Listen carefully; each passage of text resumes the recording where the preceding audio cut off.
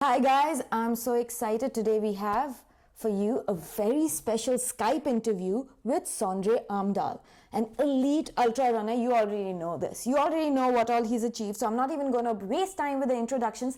Let's call him on Skype.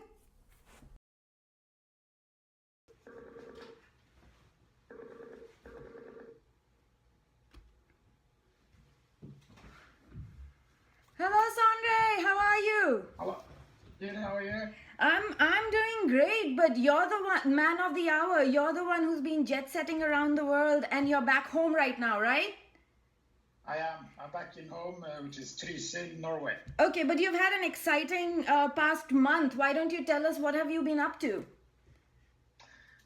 This winter has been really busy for me. I was in the last month I was in Spain in April.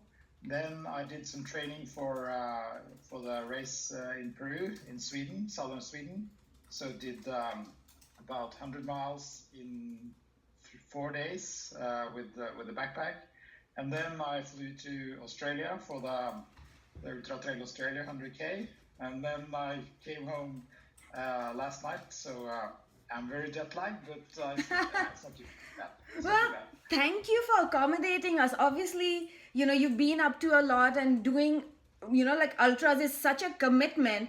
So, if you were to explain to somebody out there who doesn't get this whole thing, like you've always been athletic, so it's kind of natural for you to go into this. But how did you get into it? How did it start off for you? Oh, well, I haven't been that athletic, but of course I'm from Norway. Skiing is huge here. I've always been skiing, running a little bit, and then I studied in Australia actually in 2003. And after like a semester of 24/7 studying, I wanted to get fit. So then I started running more consistently. And then I signed up for some races, and I signed up for a long race in New Zealand. That's that same year. I did that race, and then I took actually a long time off running because I got kids and I had a busy job. And then it wasn't until like 2011 that I started running a lot. So that's quite recently. And then I just fell in love with the mountains and being outside and doing long days on the trail. Mm-hmm. So the trail running is the key for me. I don't like the roads or running on a track. So I signed up for a mountain race in Switzerland in the fall of 2012, and then that's it. I mean, then and no looking back. So looking back. So you've talked about your love for the trail and the mountains. However, you found yourself at the MDS as well, which is very different. Yeah. That was really tough for you, right? You're a self-professed mountain trail runner. Yeah, but the good thing is that I've done okay on the Ultra Trail Rotor with the mountain running, and then I was lucky I got invited to the MDS, and just that's an opportunity that you just can't pass. Yes. So and you did very well. Well, I was top 10, and I'm happy with that. And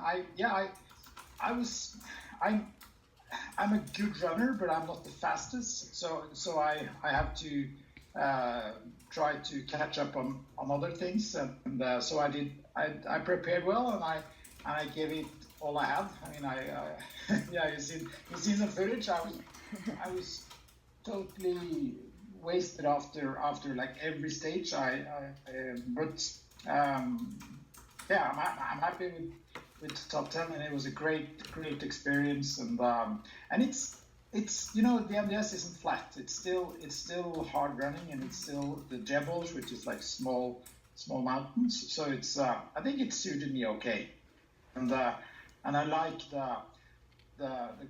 the running every day. I think it's good for me that since I'm used to longer races.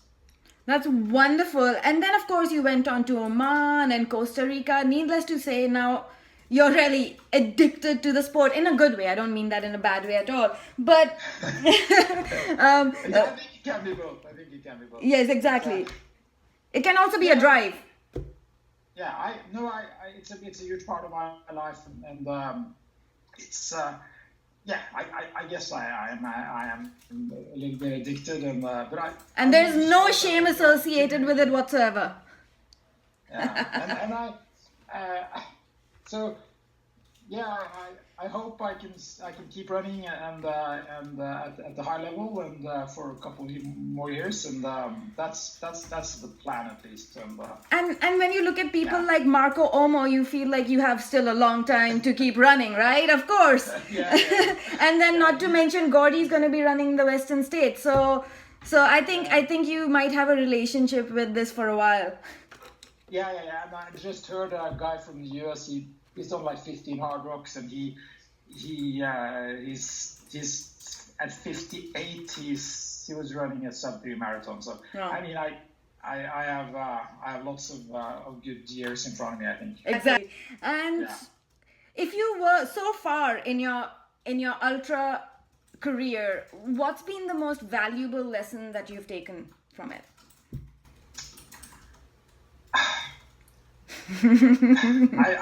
I think Disney said something that if you dream it, you can do it, and I think that's I did my first mountain race in 2012. I dreamt of doing the MDS. I dreamt of doing the UTMB, Transgrancanaria, the big ones, and Western States also. And I've been able to run those races and to perform okay. And I'm very proud of that. And I just, yeah, and it's still a dream for me, to be able to toe the line with other good runners. And I think that's the thing for me too. I love the competition, and I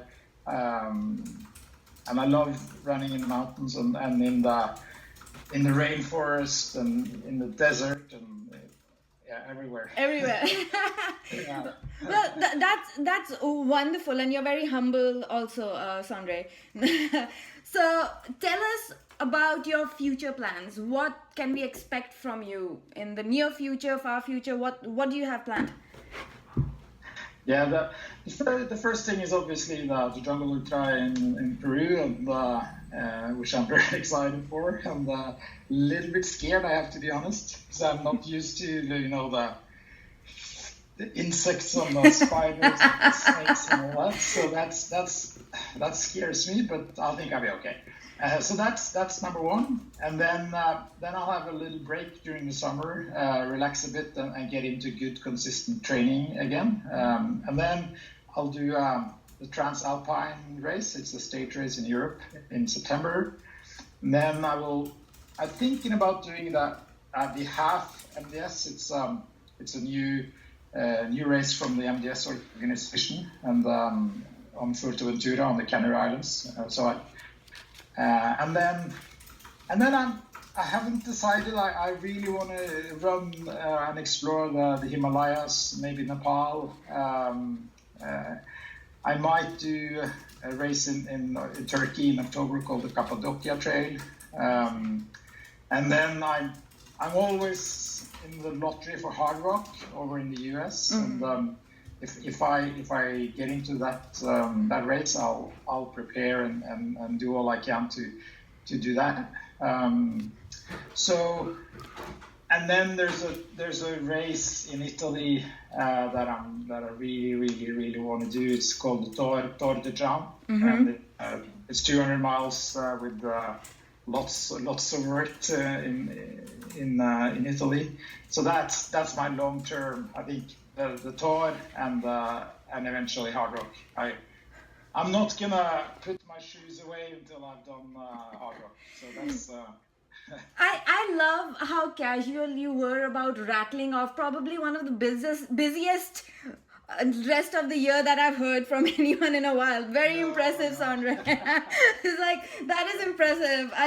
That's a lot you've got on your plate, and I'm glad that you fit in some downtime and enjoyment over the summer with your family too, because I know your family means a lot to you. Yeah, it does, and that's actually crucial for me. And if you said to me, okay, I'll invite you to whatever race in July, I'm gonna say no, because that's just not gonna happen. And Yeah, and then in addition to that, I have some FKT plans, and it's Oh wow, busy, more and working more from to do, more home. plans. Yes, what are they? I said more plans. Yes, what are they? Yeah, well, there's a long trail in the northern part of Sweden, in the Lapland part of Sweden that I really want to do. So we'll see. It's called the Kungsleden, the King's Trail.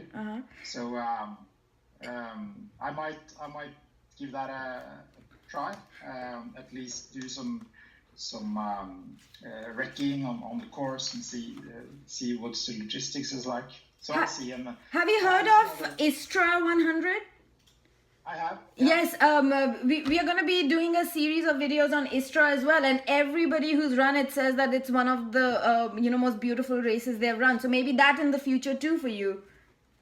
Yeah, why not? And it's next April, isn't it? Yes, I believe so. Yes. Yeah. Yes. No, I've been to that part of the world, and it's nice. Yeah. Yes, it is so beautiful. many nice places. I know, and you'll run everywhere, and hopefully we'll get to talk to you periodically and get an update and also hear about your future plans. But right now, Sondre, we are going to put you on the spot even more. We are going to have a rapid fire question round. Are you prepared? I mean, you can't be prepared for it, but are you ready? I'm ready. Okay, starting. Okay, these are the questions. You guys can see it. He can't. Okay. Start. Favorite race? Transgrancanaria. Hardest race? Diagonal de Fou en Réunion. Music you like to work out to? I never listen to music. Okay, never. No, sounds of nature. We'll accept sounds of nature as a part of the as a part of the answer. The energy gel of your choice.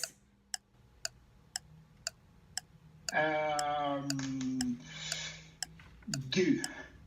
Okay, mountain run or desert run? Mountain. Stage race or ultra? Stage race, because it's more running. So the more the better. Okay, we'll take that. Favorite aid station snack? Just chips, potato chips. Okay. Favorite post race drink? A beer. Okay, perfect. Easy. The toughest competitor you've come across?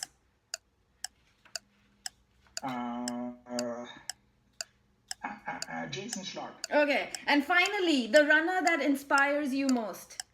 Oh, that's easy. Kilian Jornet. Okay. He's incredible. Great answers. I can't think of anyone who could have done any better, Sondre. Thank you so much for this. This was fun. And we wish you the very best for your upcoming adventures. Best of luck. And, we'll keep in touch and we'll see you soon at some big race. Yeah, that's perfect. Yeah, see you soon. Take care, and thanks for having me. Of course, anytime. Bye. Bye. Bye.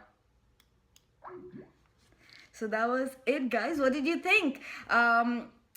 If you have any more questions for Sondre, let us know. We can always have him back for a second interview. Till then, this is all you get.